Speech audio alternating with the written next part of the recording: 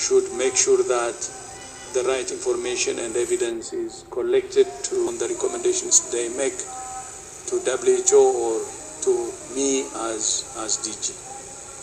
So that's why during their meetings on January 22 and 23, since they were divided because of lack of information, they had proposed to me to meet again after a few days to collect information, and they didn't recommend global emergency on January 23. Then after a few days, they got information and evidence, and they came back. I reconvened again on January 30, and they were then very confident because of the information they collected. And when they decided the global emergency on January 30, they had a consensus to recommend that to me. And this was based on science and evidence. And during that time, on January 30th, cases we had outside China were only 82 cases. And there was no death. So, meaning, I repeat again, the world had enough time to intervene. And I can say it again, me and my colleagues believe that, and the emergency committee, this public health emergency, the global emergency on January 30, was actually declared in a timely fashion that allows enough time for the rest of the world to respond, because we only had 82 cases and no deaths. I repeat, 82 cases and no deaths. To declare global emergency in that situation, I think it says it all. It says it all. And anything between 22 and 30th January was to collect information. And then the other thing I would like to say is, even between 22 January or 23 January and 30th January, we didn't waste any time, we didn't want to waste any time. And as Mike said, we had to move immediately, travel to Beijing immediately to discuss with the leadership and to see for ourselves the situation in China. I remember then people telling us, advising us not to travel. You don't know how it behaves. You're putting your life at risk. And we said, no, we go. Because there are people who are putting themselves at risk in China and elsewhere. So our life is not different from them. We're actually the responsible guys to fight the virus and other outbreaks. So we should put ourselves first, actually, and we'll go.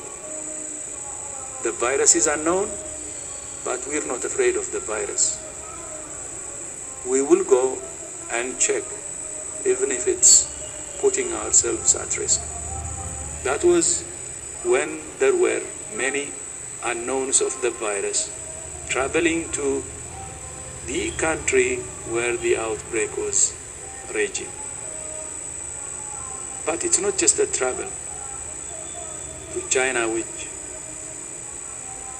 should be considered as a big deal, because as you know, when Ebola was raging in DRC, with my colleagues, we have traveled, myself included, in 1 year 14 times. It's almost once a month, because we need to be on the ground to see for ourselves. And that's what we did within the two meetings between 23 January and 30th January. No time was wasted to see for ourselves, even exposing ourselves to a virus which we don't know how it behaves. And that's what we do, not only for Corona, but Ebola. And Ebola in DRC, not just exposing ourselves to Ebola 14 times, but exposing ourselves to the bullets in Eastern DRC, because there is a security problem in Eastern DRC. But that's WHO's job. That's why we say we're proud to be WHO, because we always put our lives on the line to save lives. And that's why I'm proud to be WHO and to join all my colleagues, because they put their lives on the line every single day. We lost people in DRC. They gave their lives while saving others. And even recently, we lost our colleague in Myanmar collecting a sample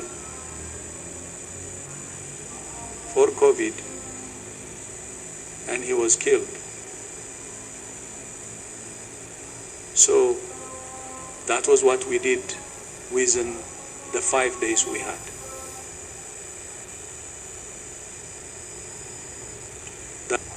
When we also agreed with China to send the international experts to go and assist China to check for themselves, which was a groundbreaking negotiation and agreement that China agreed, and the experts were from many countries like Japan, South Korea, the United States, Singapore, Russia, Nigeria, and others. They opened up to work with international experts. And that's what we did between 23 January and 30th January. And I repeat, the 30th January was a timely declaration of the highest level of global emergency, which is WHO's mandate. Thank you very much. If